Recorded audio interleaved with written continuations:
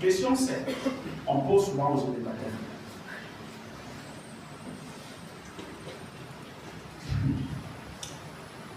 Es-tu prêt à abandonner ta volonté pour désormais marcher selon la volonté de Dieu?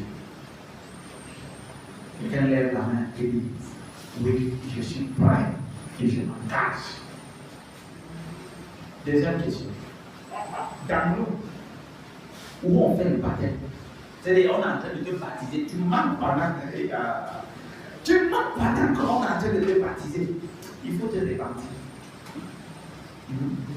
Après ça, on dit, es-tu prêt à avoir pour seul modèle de vie la parole de Dieu? Pour seul modèle de vie, le Seigneur Jésus-Christ dit oui. Mais quand on te dit donne ta dîme, tu dis que non, ce n'est pas écrit dans la Bible. Parce que ça ne te plaît pas. Ce n'est que ce qui te plaît que tu fais, ce qui ne te plaît pas. Ça veut dire que tu apportes ta volonté. Ça veut dire que le jour du baptême, tu nous avais menti. Donne-moi un amen, on avance. C'est toi qui es encore dans les snack bar. C'est toi qui es encore dans les boîtes de nuit. C'est toi qui es encore dans toutes ces choses-là qui sont bizarres. Et le jour du baptême, tu as menti. Donc, la malhonnêteté, c'est connaître la vérité, mais faire tout pour démontrer que cette vérité est fausse. Et quand on est sur ce jour, ce n'est pas quelqu'un qui nous maudit. Vous savez, moi je viens vous dénoncer des choses que moi je ne peux pas résoudre. Si vous ne prenez pas les résolutions de changer. Vous savez, quand je viens prêcher des choses, je viens exposer des choses qui vont en fait qu'aucune prière ne peut résoudre. C'est quand on commence à prier, si vous êtes bloqué à ce niveau, on va faire tout, rien ne va marcher. Mais si vous débarrassez de ça, bien, en un laps de temps, quand Dieu sait que vous avez le cœur pur, tout à l'heure, quand on a donné le premier verset, le livre de Psaume, chapitre 15, verset 1 à 2, il dit, qui va séjourner sur la montagne de l'Éternel? Qui va y demeurer? Parce qu'on sait la bénédiction au niveau du sommet de la montagne. C'est celui qui marche dans l'intégrité. Intégrité veut dire honnêteté. C'est celui qui va marcher dans la justice et qui va dire la vérité selon son cœur. Lorsque on n'est donc pas honnête, quelle est la prière qu'on va faire pour qu'on soit délivré? C'est la parole de Dieu.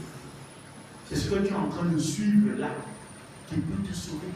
Si tu ne fermes pas ton cœur aujourd'hui, et désormais de commencer à faire réellement ce que tu as pris comme engagement. Dieu ne te demande pas de l'aide. Dieu te demande d'assumer tes engagements. Ouais. Ouais. J'ai raconté cette histoire ici. J'ai vu une histoire dans les réseaux sociaux. Et dans cette histoire, je ne sais pas si c'était une comédie ou je ne sais pas quoi, mais je pense que c'est peut-être une comédie qui est une réalité, mais qui m'a quand même enseigné. Parce que quand moi je regarde quelque chose, je regarde avec l'esprit pour être un peu enseigné et de connaître un peu plus certaines choses en profondeur. Alors voilà un homme qui appelle sa femme et lui dit, je me sens que je t'aime. Je sens que ce que j'ai là, c'est plus ça. Non, je ne t'aime plus. Donc, entre nous deux, c'est fini. La femme a d'abord lancé un rire. On connaissait les rires des femmes moqueuses. Elle a dit, mon frère, est-ce que je t'ai demandé de m'aimer? Non. Parce que je t'ai demandé. On n'est pas là pour une histoire de Mario qui saute dans l'Into. Non. Ce n'est pas une histoire de game. Non. Donc, tu me prends là, je te fais 4 enfants. Et après, tu dis tu ne sens plus. Après, tu dis que ça ne vibre plus. Qui t'a demandé que ça doit vibrer? Ou alors tu dois sentir? Assume tout simplement tes engagements.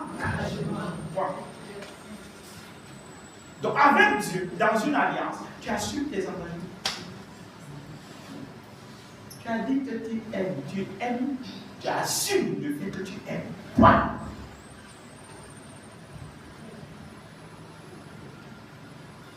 J'espère que ton cerveau va rester en place après cette prédication. Et que tu vas assumer tes engagements. Amen. Ils n'ont pas fui. C'est toi qui as dit que tu vas suivre Jésus. C'est toi. C'est toi.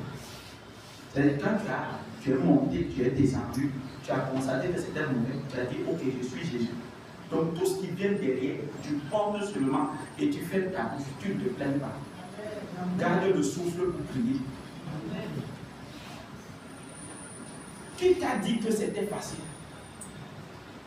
Qui t'a dit que c'était le chocolat et le bonbon? C'est une là où tu es arrivé. On va évoluer, tu vas comprendre. C'est merveilleux d'être en Christ.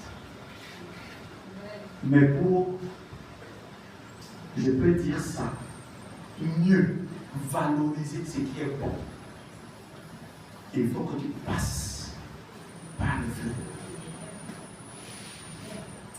Ceux qui ne connaissent pas la valeur de la santé, c'est ceux qui n'ont jamais été malades. Tu joues comme ça avec ta vie, n'importe comment. Parce que tu sais, je n'ai jamais été malade. Le jour où, vous savez, celui qui est malade, il n'y a pas deux pensées qui passent dans sa vie ou dans sa tête. C'est qu'il va mourir. Appelez-moi mes enfants, je veux leur parler. Tu n'es même pas encore à côté, tu commences à dire que tu vas mourir. Et tu perds le goût de la vie. Tu perds le goût de la nourriture. Et en même temps, tu perds le goût de la nourriture, c'est tout. Parce que c'est la nourriture qui fait la vie ici sur la terre. Lorsque Jésus a ressuscité cette jeune fille, il a dit quoi? Il faut lui donner quoi pour venir. On est ici pour manger. On est ici sur la terre, c'est pour manger. Tout ce qui constitue le pain quotidien, c'est tout ce que nous faisons là. Tout ce qu'on fait à la maison, tout ça, tout le travail. L'objectif, c'est quoi? C'est de manger. Tu as peur de dire ça comme ça? Moi, il dit ça comme ça. C'est de manger. Alléluia. Que Dieu nous aide à comprendre les choses selon l'esprit. Alors, bien aimé, ne t'appuie donc pas sur ta sagesse.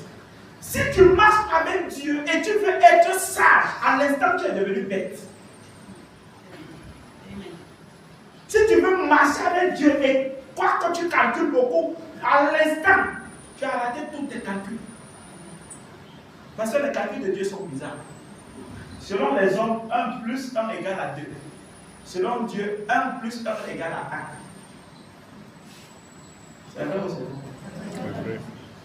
Tu as dit c'est vrai parce que tu connais, ou alors tu as dit c'est vrai parce que déjà le verset ici. Bon, ok. Quand il dit que l'homme quittera sa famille et s'attachera à sa femme, ça fait 2. C'est-à-dire ça fait 1 plus 1. Et les deux deviendront une même chair. C'est-à-dire que 1 plus 1 égale à 1, non. Quand toi donc, le physicien, le chimiste, le mathématicien, quand toi tu maîtrises trop, tu vas dire non, Dieu, vraiment. Moi je pense que ça peut donner 1 plus x ou x ou je ne sais quoi. Tu résous tes équations. Dieu dit, quand tu veux marcher avec lui, tu prends ton intelligence là, tu gardes ça au garage. Tu prends tout ce que tu crois que tu connais là. Parce que si tu connaissais, ça ne te dépassait pas. Tu le laisses te conduire. Tu marches selon sa volonté. Tu marches selon ses pensées. Tu marches selon ce qu'il veut. Et non ce que toi tu veux.